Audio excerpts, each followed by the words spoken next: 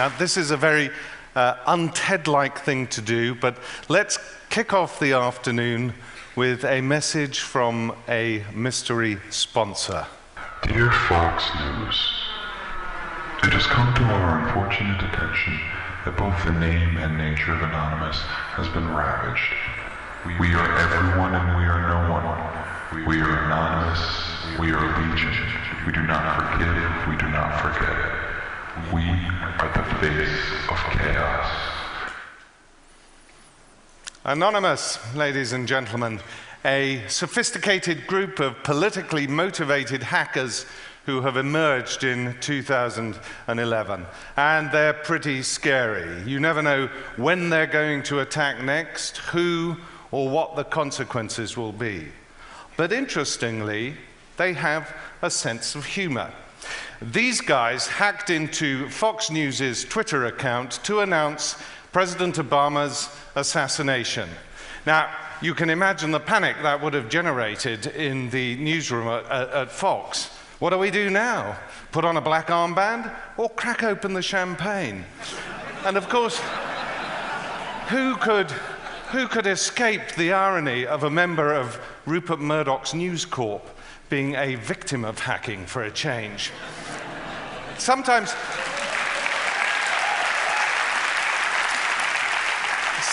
you know, you turn on the news and you say, is there anyone left to hack? Sony PlayStation Network, done. The government of Turkey, tick. Britain's serious organized crime agency, a breeze. The CIA falling off a log. In fact, a friend of mine from the security industry told me the other day that there are two types of companies in the world, those that know they've been hacked and those that don't. I mean, 3 companies providing cybersecurity services to the FBI have been hacked. I mean, is nothing sacred anymore, for heaven's sake? Anyway, this mysterious group, Anonymous, and they would say this themselves, they are providing a service by demonstrating how useless companies are at protecting our data. But there is also a very serious aspect to Anonymous. They are ideologically driven. They claim that they are battling a dastardly conspiracy. They say that governments are trying to take over the internet and control it, and that they, Anonymous, are the authentic voice of resistance, be it against Middle Eastern dictatorships, against global media corporations, or against intelligence agencies, or whoever it is. And their politics are not entirely unattractive. Okay, they're a little inchoate, and there's a strong whiff of sort of half-baked anarchism about them. But one thing is true. We are at the beginning of a mighty struggle for control of the internet. The web links everything, and very soon it will mediate most human activity, because the internet has fashioned a new and complicated environment for an old age dilemma that pits the demands of security with the desire for freedom. Now, this is a very complicated struggle, and unfortunately for mortals like you and me, we probably can't understand it very well. Nonetheless, in an unexpected attack of hubris a couple of years ago, I decided I would try and do that. And I sought of Get It. These were the various things that I was looking at as I was trying to understand it. But in order to try and explain the whole thing, I would need another 18 minutes or so to do it. So you're just going to have to take it on trust from me on this occasion. And let me assure you that all of these issues are involved in cybersecurity and control of the internet, one way or the other, but in a configuration that even Stephen Hawkins would probably have difficulty trying to get his head around. So there you are. And as you see in the middle, there is our old friend, the hacker. The hacker is absolutely central to many of the political, social, and economic issues affecting the net. And so I thought to myself, well, these are the guys who I want to talk to. And what do you know? Nobody else does talk to the hackers. They're completely anonymous, as it were. So despite the fact that we are beginning to pour billions, hundreds of billions of dollars into cybersecurity for the most extraordinary technical solutions, no one wants to talk to these guys, the hackers, who are doing everything. Instead, we prefer these really dazzling technological solutions which cost a huge amount of money. So nothing is going into the hackers. Well, I say nothing, but actually there is one teeny-weeny little research unit in Turin, Italy, called the Hackers Profiling Project. And they are doing some fantastic research into the characteristics, into the abilities and the socialization of hackers. But because they're a UN operation, maybe that's why governments and corporations aren't that interested in them, and because it's a UN operation, of course, it lacks funding. But I think they're doing very important work, because where we have a surfeit of technology in the cybersecurity industry, we have a definite lack of, call me old-fashioned, human intelligence. Now, so far I've mentioned the Hackers Anonymous, who are a politically motivated hacking group. Of course, the criminal justice system treats them as common or garden criminals. But interestingly, Anonymous does not make use of its hacked information for financial gain. But what about the real cyber criminals? Well, real organized crime on the internet goes back about 10 years, when a group of gifted Ukrainian hackers developed a website which led to the industrialization of cybercrime. Welcome to the now forgotten realm of Carter Planet. This is how they were advertising themselves a decade ago on the net. Now, Carter Planet was very interesting. Cyber criminals would go there to buy and sell stolen credit card details, to exchange information about new malware that was out there. And remember, this is a time when we're seeing for the first time so-called off-the-shelf malware. This is sort of ready-for-use, out-of-the-box stuff which you can deploy even if you're not a terribly sophisticated hacker. And so Carter Planet became a sort of supermarket for cyber criminals. And its creators were incredibly smart and entrepreneurial, because they were faced with one enormous challenge as cyber criminals. And that challenge is, how do you do business? How do you trust somebody on the web who you want to do business with when you know that they're a criminal? I mean, it's axiomatic that they're dodgy and they're going to want to try and rip you off. So, the family, as the inner core of Carter Planet was known, came up with this brilliant idea called the escrow system. They appointed an officer who would mediate between the vendor and the purchaser. The vendor, say, of stolen credit card details. The purchaser wanted to get hold of them. The purchaser would send the administrative officer some dollars digitally, and the vendor would sell the stolen credit card details, and the officer would then verify if the stolen credit cards worked. And if they did, he then passed on the money to the vendor and the stolen credit card details to the purchaser. And it was this which completely revolutionized cybercrime on the web. And after that, it just went wild. We had a champagne decade for people we know as carders. Now, I spoke to one of these carders, who we'll call Red Brigade, although that was not even his proper nickname, but I promised I wouldn't reveal who he was. And he explained to me how in 2003 and 2004, he would go on sprees in New York, taking out $10,000 from an ATM here, $30,000 from an ATM there, using cloned credit cards. He was making, on average, a week, $150,000, tax-free, of course.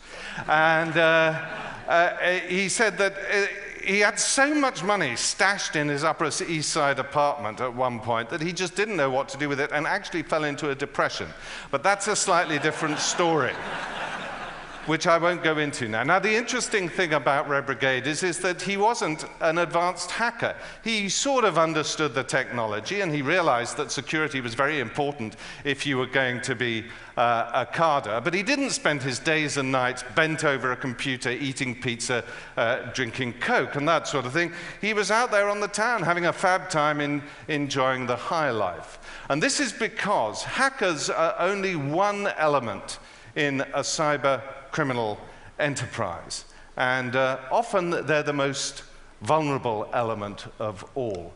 And I want to explain this to you by introducing you to 6 characters who I met while I was doing this research.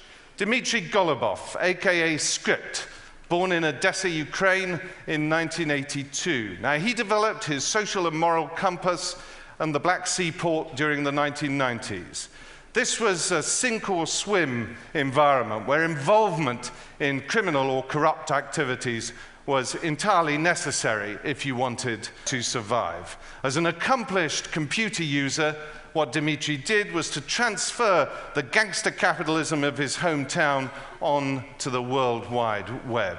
And he did a great job in it. You have to understand, though, that from his 9th birthday, the only environment that he knew was gangsterism. He knew no other way of making a living and making money.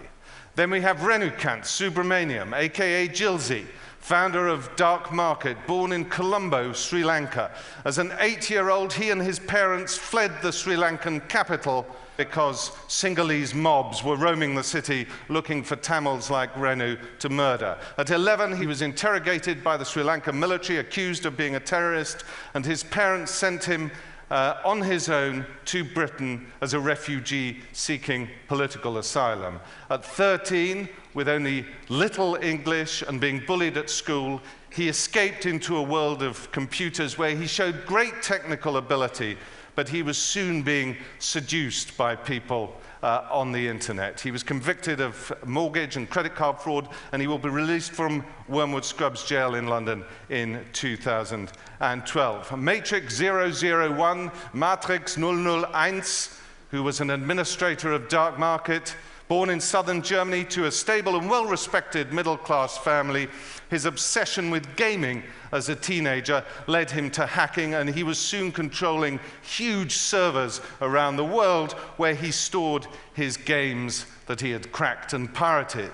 His slide into criminality was incremental, and when he finally woke up to his situation and understood the implications, he was already in too deep.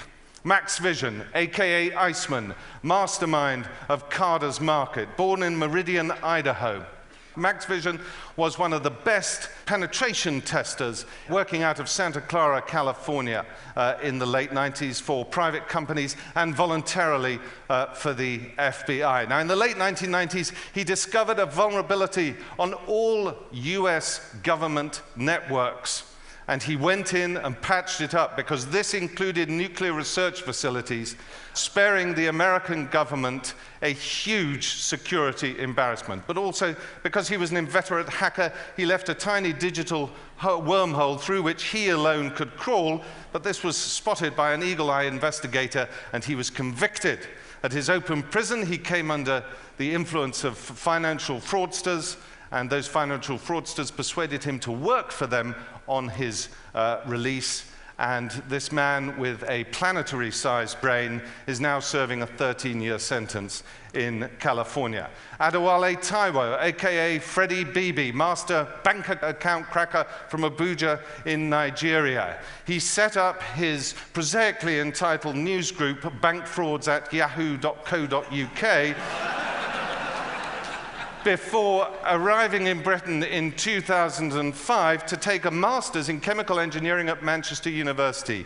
He impressed in the private sector, developing chemical applications for the oil industry while simultaneously running a worldwide bank and credit card fraud operation that was worth millions until his arrest in 2008. And then finally, Çağatay Evyapan, aka Chow, one of the most remarkable hackers ever from Ankara in Turkey. He combined the tremendous skills of a geek with the suave social engineering skills of the master criminal, one of the smartest people I've ever met. He also had the most effective virtual private network security arrangement that police have ever encountered amongst global cyber criminals. Now, the important thing about all of these people is they share certain characteristics despite the fact that they come from very different environments.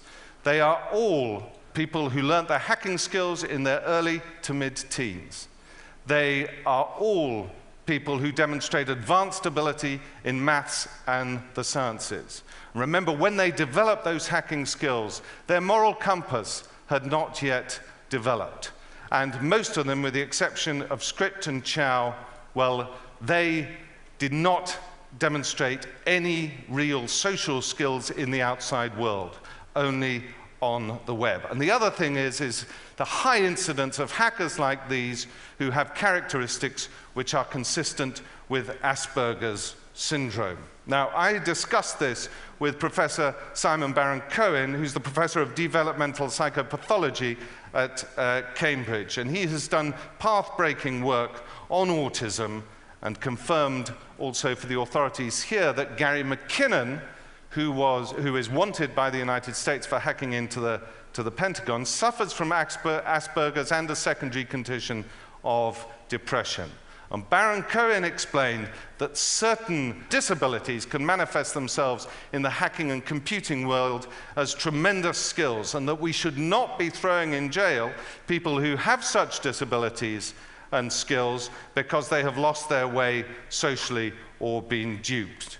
Now, I think we're missing a trick here, because I don't think people like Max Vision should be in jail. And let me be blunt about this. In China, in Russia, and in loads of other countries that are developing cyber offensive capabilities, this is exactly what they are doing. They are recruiting hackers both before and after they become involved in criminal and industrial espionage activities and mobilizing them on behalf of the state. We need to engage and find ways of offering guidance to these young people, because they are a remarkable breed. And if we rely, as we do at the moment, solely on the criminal justice system and the threat of punitive sentences, we will be nurturing a monster we cannot tame. Thank you very much for listening.